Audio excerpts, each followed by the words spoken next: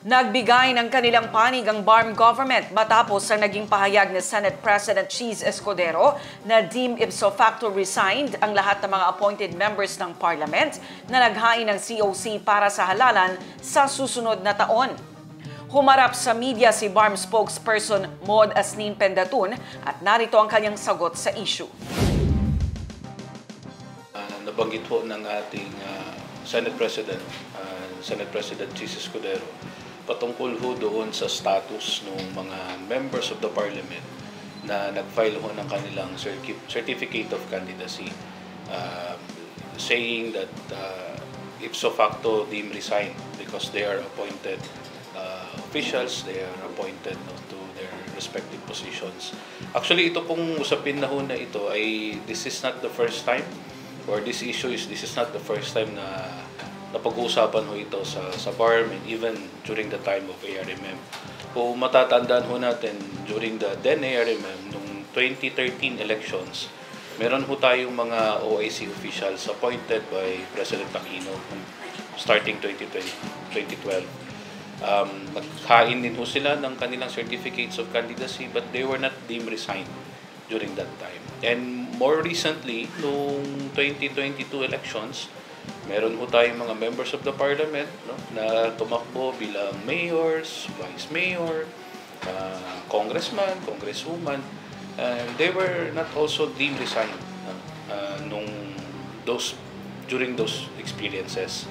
Dahil ang isang pagtanaw naman ho dito sa usapin na ito is, although at first glance, ang nakalagay ho sa batas is kapag appointed officials at nag-file ng certificate of candidacy, deemed resigned na ho ito.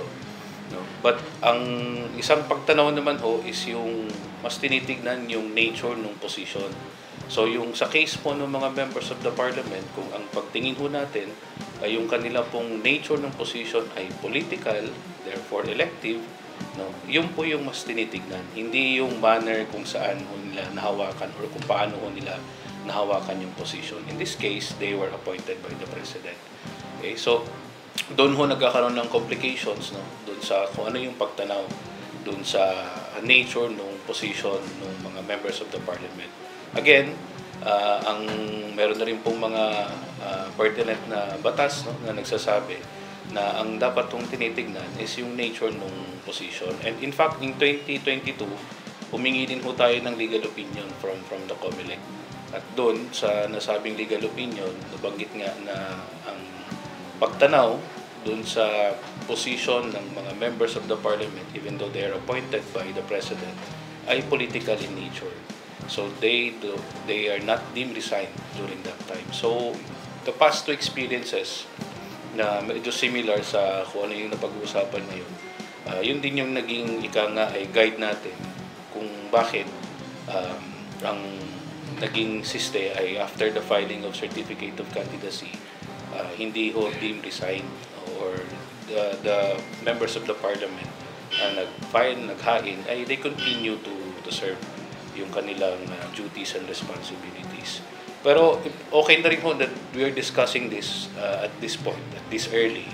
Kasi nga parang few days or few weeks pa lang after the conclusion of the certificate of filing of the certificate of candidacy ay napag-uusapan na itong mga nuances na ito. So at least as early as now ay ika nga nagiging opportunity to discuss and clarify yung mga ganitong klaseng issues.